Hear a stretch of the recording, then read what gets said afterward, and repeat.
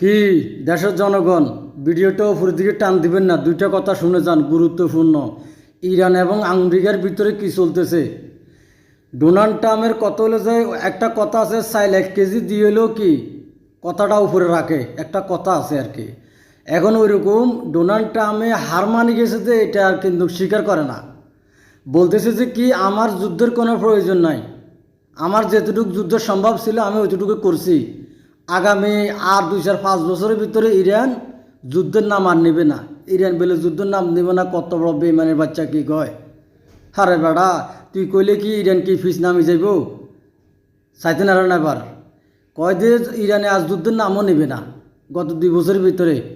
আমার আর যুদ্ধের কোনো দরকার নাই। আমার যা এখন দেখছে যে কি নিজের ক্ষতি হয়ে যেতেছে, নিজের একদিক দিয়ে ডলারের ক্ষতি হইতেছে, একদিক দিয়ে নিজের অর্থের দিক দিয়ে ক্ষতি হইতেছে, একদিক দিয়ে নিজের এবং সর্বক্ষমতার দিক দিয়ে ক্ষতি হয়ে যেতেছে।